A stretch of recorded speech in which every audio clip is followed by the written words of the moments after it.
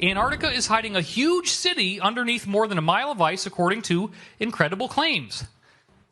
They talk about the Piri-Reis map, and they say, look, it's got the subglacial topography of Antarctica before they were supposed to know what it was. Under the ice, about 2 miles under the ice, there's a huge industrial complex, buildings all over the place that looked very industrial, smoke coming out of them, steam coming out of them, very human looking. And there were giant submarines under the ice that had popped up that were the size of, I guess, the giant ships that carry the big shipping containers. It was huge, and I saw these submarines being unloaded with giant cranes that were reaching in the top that rolled back and pulling out these giant containers. You got these triangular craft down there, all kinds of excavations going on. You know, there's people down there that went missing for 2 weeks back in the 90s, and now these people are missing and haven't been found yet. Maybe there's a correlation there. The U.S. government said it will seek to block the airing of a video found by Navy rescuers in Antarctica that purportedly reveals that a massive archaeological dig is underway 2 miles beneath the ice. So while the Allied powers invaded Europe, the Nazis basically took a lot of their advanced R&D, research and development, and brought it down to Antarctica. They already had a strong presence in South America here, so they started developing bases in Antarctica. Because what's amazing is that under the ice, there's actually caverns, tunnel systems. I, for example, have been to Antarctica. I have seen the Nazi base. Where's that in history books? How does that work? I was there. They brought me in because of the bioluminescence. They wanted to know how the light was worked down there. It's a cavern below the hot springs, probably a mile high with clouds, weather. And there's a Nazi base. Yes, it'll hold 19 submarines. Oh, what's that over there? That is a 14th century Viking base. They've been there in Antarctica for many centuries. We went over this sort of a bay of warmer water that was lapping the shores next to this industrial area I saw.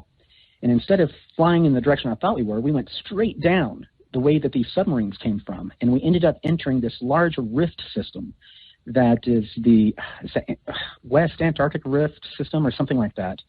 And we went very deep underground and traveled through this rift system that had been tunneled out by some ancient alien race that allowed you to travel from Antarctica all the way up to Central America and the southern and southwestern parts of the United States, all completely underwater. We were verbally told we couldn't say anything, to forget about it, but I never signed the non-disclosure of anything that I did while I was serving in the Navy. In Antarctica. In Antarctica, yes.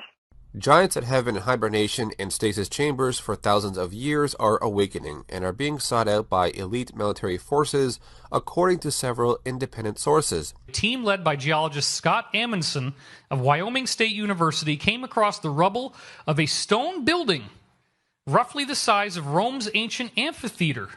The beings that have been found under the ice are mummified. This is actually a real mummy. Not one of the pre-Adamites, obviously, but this is kind of what you're going to see that they look like. And from what I understand, they're removing these bodies. They've been down there for over 12 years, filming, removing, very sophisticated technology. And they're eventually going to have some sort of tour down there, I guess you can take, and walk through these ruins. They know that there's the tropical jungle down there, I believe 65,000 square miles. That was all flash frozen. So Antarctica was at one time a tropical location, and it was flash frozen very quickly. Plato puts it right at about the same time, 9,000 years before him. And he said it all happened in one day. So if the explosion occurred within a day, Earth would have sort of corrected itself and started trying to heal. But anything along the periphery where the atmosphere was completely ripped off would have been flash frozen. Subglacial lakes. So these blue areas are beneath the surface of the ice. The surface is all white and you just see ice. But if you go in there, they know that there are areas where there are lakes, meaning this warm water. Two chunks of Antarctica. There's a big chunk on the right, a littler chunk on the left. We only knew that since 1958. Here we have from 1754 the Buachi map from the Vatican showing Antarctica. with a channel in between the middle, right where those subglacial lakes are. 2 of the huge pyramid structures were found approximately 10 miles inland.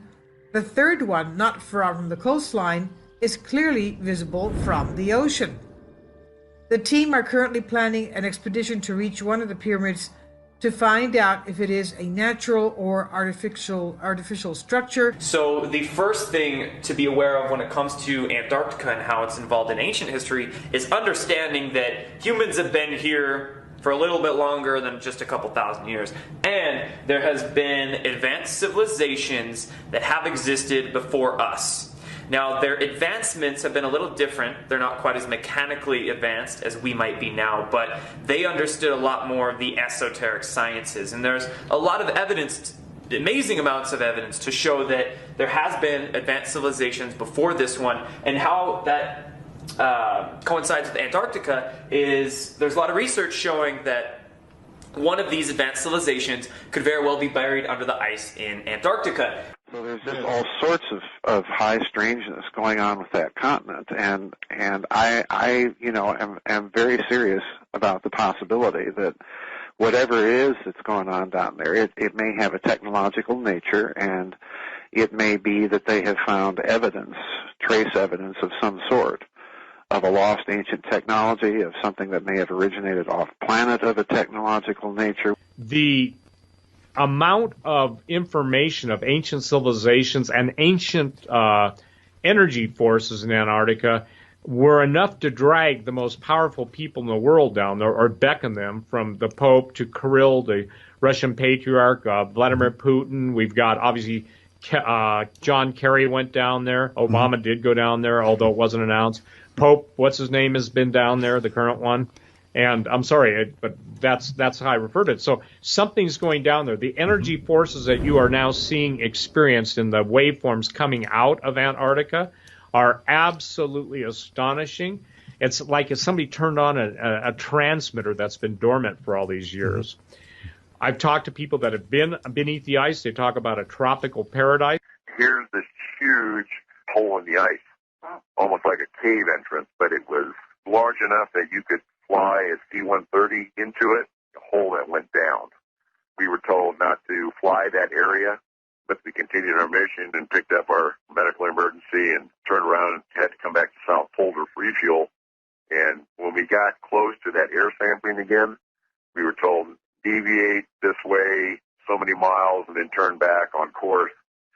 It makes you wonder, it's like, okay, so what is our government and other governments doing that we don't know about that's going on down there? I received an email from a retired 60-year-old U.S. Navy petty officer, first-class flight engineer.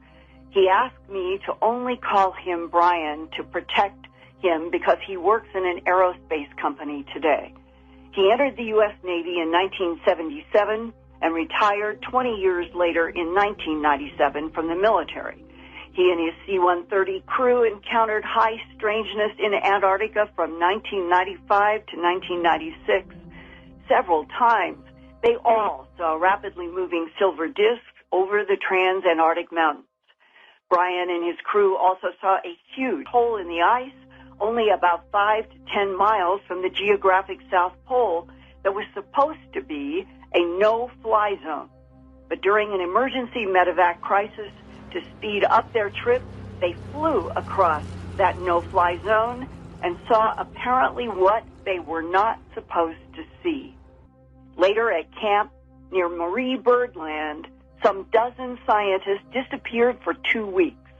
When they reappeared, Brian's flight crew was assigned to pick them up, and all were silent and appeared scared. Brian and his C-130 crew received orders to not talk about the silver discs or the huge ice hole or the missing scared scientists. Repeatedly, the crew was sternly told that they did not see what they kept seeing. We've had Patriarch Kirill III, the Patriarch of Moscow, go to Antarctica. The story was he went down there to bless, the Orthodox chapel for the Russians there. Well, any bishop can do this, It's sending the Patriarch is like sending the Pope, to Antarctica. And then that was followed up by the visit of John Kerry, the Secretary of State, and Buzz Aldrin. Yeah. Well, this is exactly my thinking. Something obviously is going on in Antarctica. I mean, with Kirill III and Secretary Kerry and Buzz Aldrin going down there within a matter of weeks of each other. Clearly something is going on down there. And, you know, the way I look at it is if you're going to have a Black Projects world, the perfect place to park some of that stuff is going to be in Antarctica because access to that continent is very limited. It's very restricted. The nations that have a presence there guard whatever it is they're doing there very, very closely. Something of a technological defense-related nature is going on.